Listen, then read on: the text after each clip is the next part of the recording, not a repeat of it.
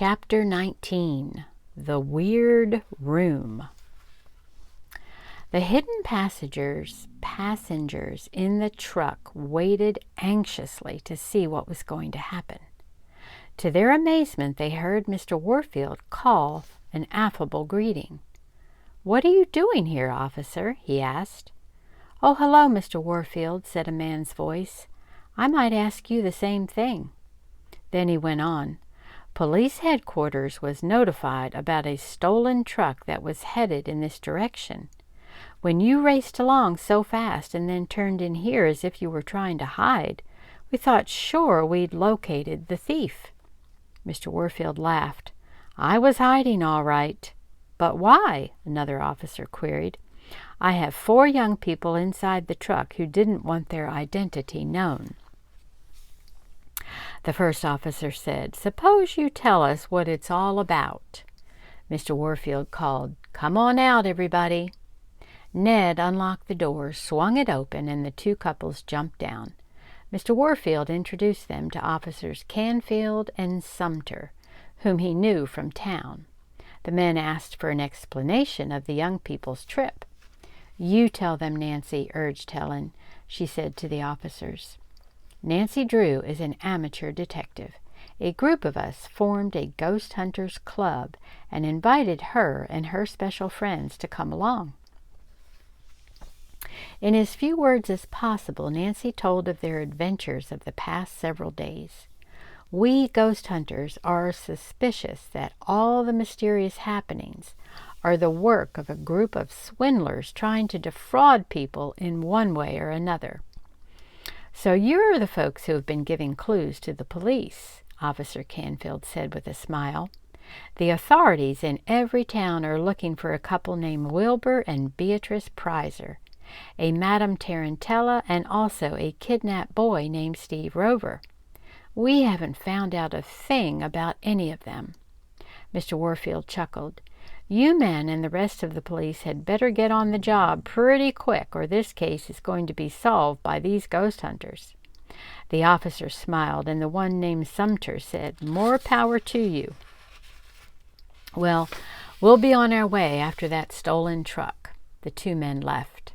The 4 young people hid once more in the truck, and Mr. Warfield drove off.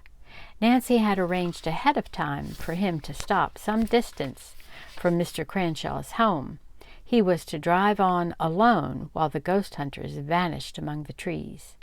"Come back for us in 2 hours, please," Nancy requested as they hopped out. "I'll do that." He had not gone far when a voice behind him said, "You will not be back here in 2 hours."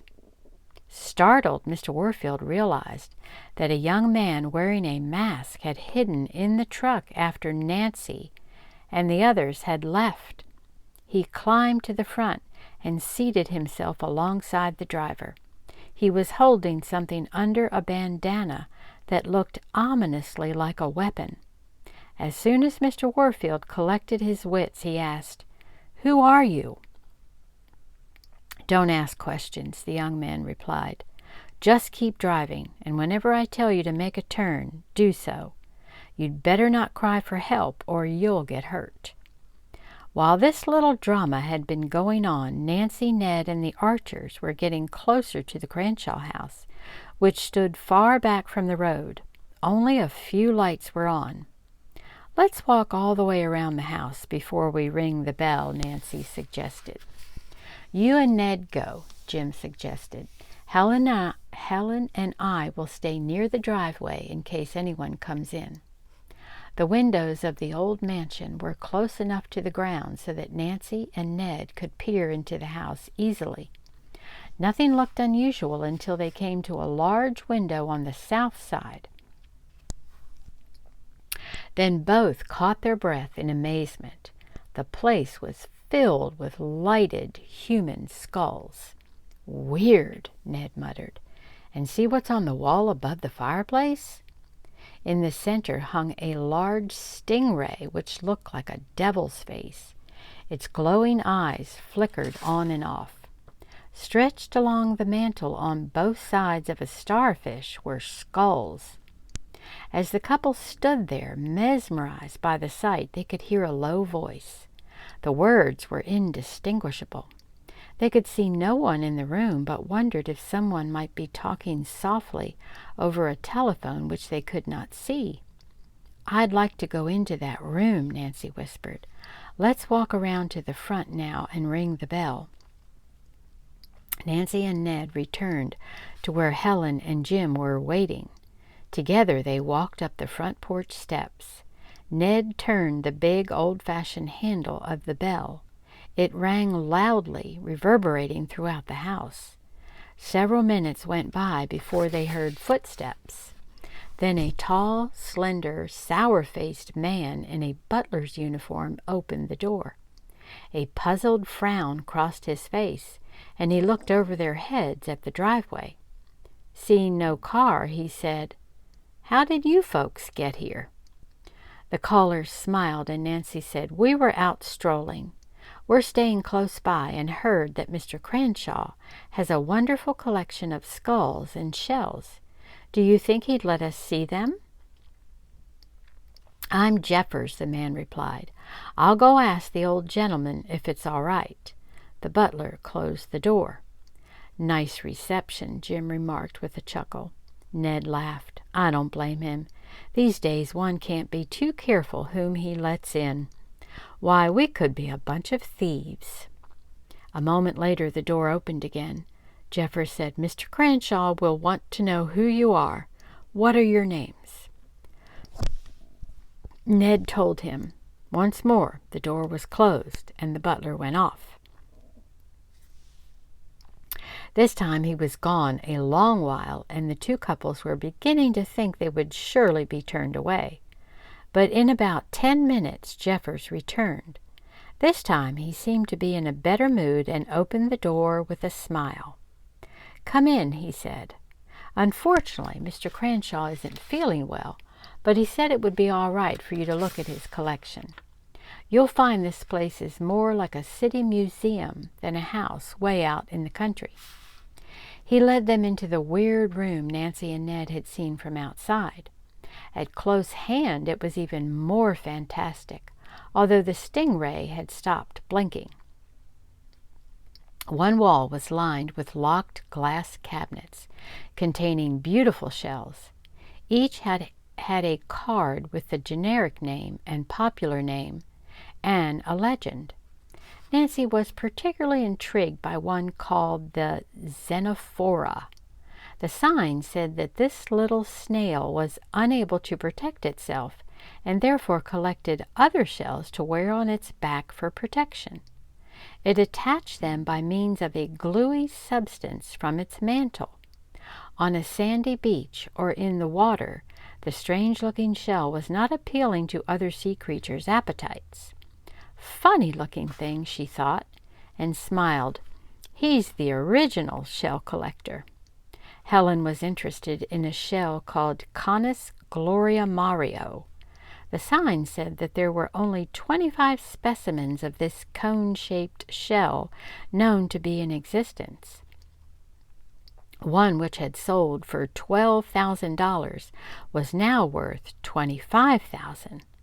"Listen to this," Helen said. "Several of the cone family have a poisonous sting more lethal than the bite of a poisonous snake. I had no idea that innocent-looking shells could harbor dangerous snails." The two girls walked over to the boys who were reading the card below the starfish. It said starfish come in many sizes and colors. This one from the Pacific near the Fiji Islands was called the blue starfish and measured 20 inches across. Starfish have many pointed rays, ranging from 5 to 40, they read. They have an amazing ability to restore one of the rays if it is damaged or broken off. Also, a 5-ray starfish may break into 5 separate rays, and as long as it has a portion of the center of the body, it may regenerate.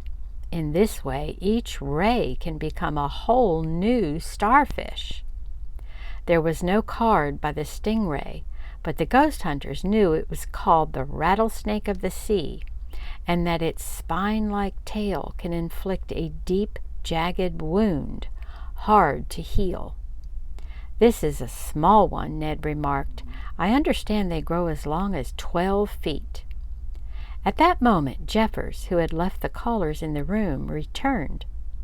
"I'm sorry to have been gone so long," he apologized. "Mr. Cranshaw needed a little attention. The old gentleman told me to show you around the house, particularly the basement. He used to be a big game hunter and has some interesting specimens down there." As they proceeded from room to room, each one cluttered with skulls, Nancy thought how glad she was Bess had not come along. The poor girl would have had one continuous shiver. Nancy said to Jeffers, "With all these skulls around, it makes one think of ghosts. Have you ever seen any here?" The butler gave a hollow laugh. "To me, all these skulls are ghosts. Now I'll take you to the basement. That's where the zoo is." On the way down the stairs, the visitors passed skeleton after skeleton. Most of them hung loose from brackets on the wall, but at the foot of the stairs there were several in glass cases. "We keep the real prizes locked up," Jeffers remarked. "You'll see a dinosaur and other prehistoric specimens. They're in cages, but I'll let you in to get a close look at a fossil." The visitors glanced at one another. What was the purpose of keeping the dinosaur fossil in a cage? "I should think it would be pretty hard to steal," Nancy thought. But as Jeffers said, it's probably one of Mr. Cranshaw's prizes, so he doesn't want to take any chances. Along the walls of the dimly lighted corridor were several enormous cages, and in each was a monster skeleton. They passed the dinosaur and went on to another cage in which there was a Diplodocus. Jeffers unlocked the door and urged his callers to go in and inspect the restored skeleton. Helen and Jim walked in, followed by Ned. Instinct warned Nancy not to go, and to get the others out as quickly as possible.